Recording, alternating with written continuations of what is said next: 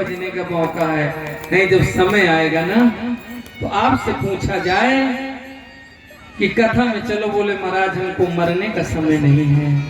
कहते हो ना, लोग पड़ोसी कहते हैं चलो कथा में चलते हैं, बोले हमको मरने का समय नहीं है। यदि वो तुम्हारे हाथ हो ना तो वहां भी न जाओ, तो तुम्हारा समय वो यमराज निकाल लेते हैं। जीवन में सबसे बड़ा हमारे जीवन में प्रतीक्षा कौन करता है? यमराज करता है। वो कहते हैं चलो भैया समय आ गया है, जो भी है घर संभाल लें, बच्चे संभाल लें, शादी कर लें, विवाह कर लें। बोले कुछ नहीं, चलो अभी चलो।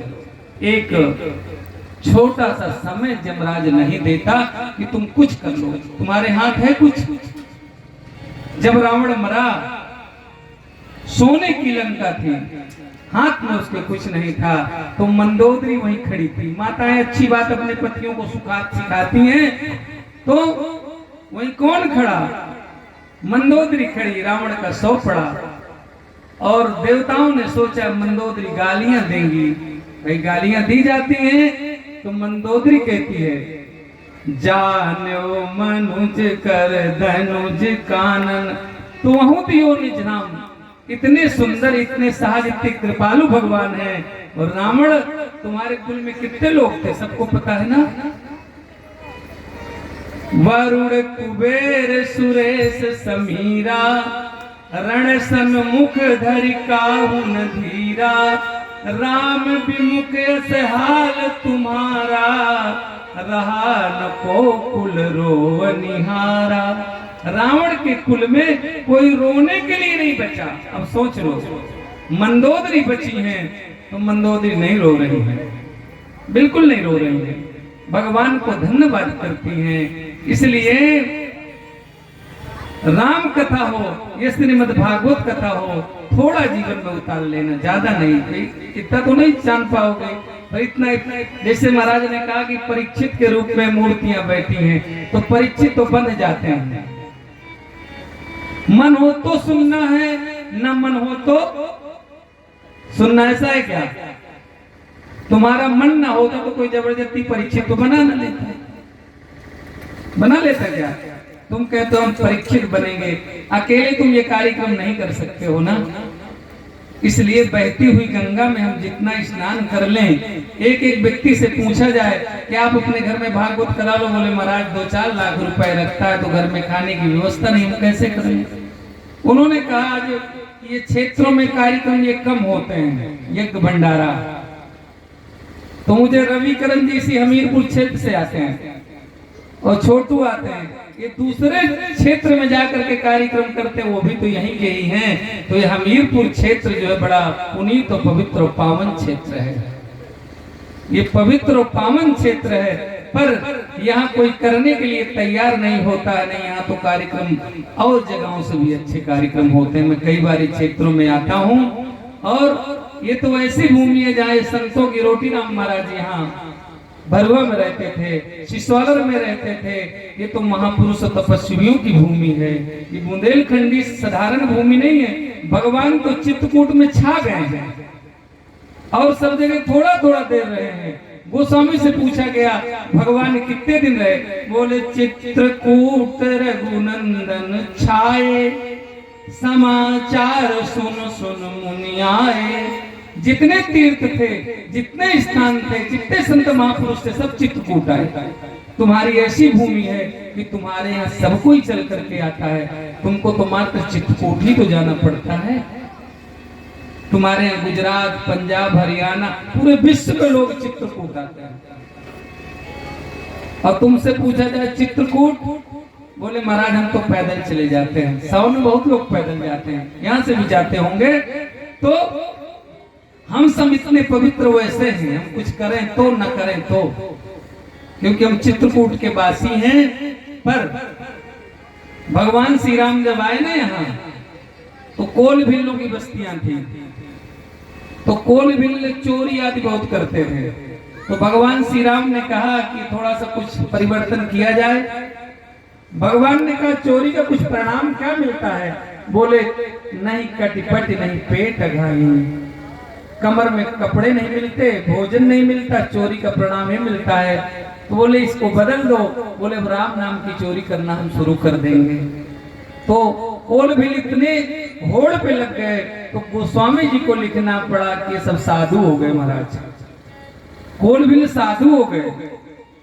बोले पापी दुष्कर्मी साधु नहीं बनता, पर मैं कहता हूं कि भगवान की शरण में वो भी आ जाए तो बन जाता है। बोले क्यों?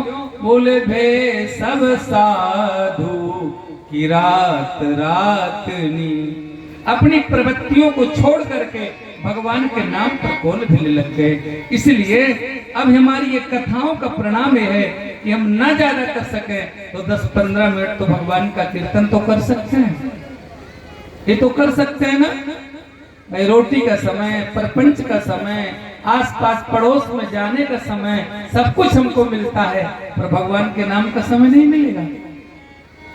इसलिए शायद हम इसको बैंक बैलेंस के रूप में परिणित कर दें तो शायद पर हम जब जाएंगे तो निकाल करके हम कहीं खर्च कर सकते हैं। ये तो धन तो नहीं जाएगा, ये तो साधन है, इसको भी रखिए, इसको यहाँ सांसारिक व्यवस्था में रखना पड़ता है। ये ना होता तो कार्यक्रम ना होते, ये भी रखिए, पर वो भी पूंजी रखिए जो तुम वहां जाओ तो तुम्हारे बैंक जीरो ना हो, कुछ ना कुछ। बोले पुण्य किया है। अजामिल इतना बड़ा पापी था महाराज, छोटा नहीं था, और संतों का संग किया था। संतों ने उसके लड़का का नाम नारायण रखवा दिया था और रहा अजामिल का बेटा। इतना बड़ा पापी था। नारायण, हाँ नारायण हमें बचा लो, अंतिम बार पुकारा, मात्र एक बार कहा नारायण हमको बचा लो। जमराज आए हैं तो यमदूत आए, जमराज आए, दोनों में युद्ध हो गया। उन्होंने कहा नारायण कहा है, उसने कहा अपने बेटे का नाम लिया है। भगवान के समीप विष्णु के पास ले गए, उन्होंने कहा इसका खाता जीरो है, कुछ नहीं। पर बोलो इन्होंने संतों का नाम दिया है, संतों ने कल्याण के लिए दिया था, इसलिए इसको यम दूत यहाँ लेकर के विष्णु लोक में लिया जाए। क्योंकि नारायण सा कहा तो है, पर पीछे किसका हाथ है? बोले संतों ने इसका कल्याण के लिए कहा था। तो भगवान कहते हैं मोर बचन चा हो जा फीका, संत बचन पत्थर के लिखा। आप नवधा भक्ति कभी पढ़िएगा, 9 में प्रथम और 7 में भक्ति मोह से अधिक संत कर लेखा। क्योंकि जो संत महापुरुष कहते हैं, क्यों आज ये सौभाग्य है कि जो व्यासपीठ पर बैठे हैं तो सैद भर दिव्यांबर मुनि महाराज जी को बहुत बड़े गद्दी पर हैं आप, तो इनको टाइम नहीं होता होगा, पर आपका कल्याण करने के छोटी जगह में और आपके बीच में आए हैं। क्यों आए हैं? एक संत ही निस्वार्थ तुमसे प्रेम कर सकता है। ध्यान देना, जीवन में एक संत ही है और एक माँ है, ये निस्वार्थ प्रेम करते हैं कि सब दुनिया को अपना बना लेते हैं, इनका कोई दूसरा नहीं होता, सब अपने हैं। जहाँ ये जन्म लेते हैं वहाँ सब कुछ छोड़ करके आते हैं। ये वीरानों को अपना बनाते हैं और अपनों को वीराना बनाते हैं। इसलिए ये महापुरुष आए हैं और इतना हम सबको समय दिया, क्योंकि अब धन के बल से तो संसारिकता के कार्य कर सकते हैं, पर ये संत महापुरुषों को तो प्रेम से बुला सकते हैं। क्यों? भगवान प्रेम से आ जाते हैं। कौशल्या ने भगवान को कैसे बुलाया पता है? प्रेम से बुलाया, और भगवान कौशल्या के गोद में बालक के रूप में आ गए। किसके रूप में? यज्ञ के रूप में। इसलिए यज्ञ हुआ है तो यज्ञ में तुमको भगवान भक्ति की प्राप्ति कराए। और आप रामचरितमानस 5 दोहा पढ़ा करो। रविकरण जी के घर में मैं जाता हूँ और इनके घर में 5 दोहा 10 होते होंगे, और घरों में भी 5 दोहा रामायण पढ़ेंगे ना तो जहाँ सुमति तहाँ संपत नाना, जहाँ विपद जहाँ कुवत निधाना।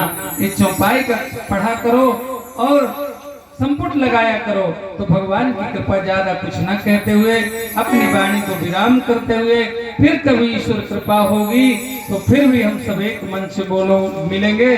बोलिए सर गुरुदेव भगवान की, श्री दिव्यांबर मुनि जी महाराज की, श्रोता समाज की, आचार्य चरणों की, संत महापुरुषों की जय जय श्री राम।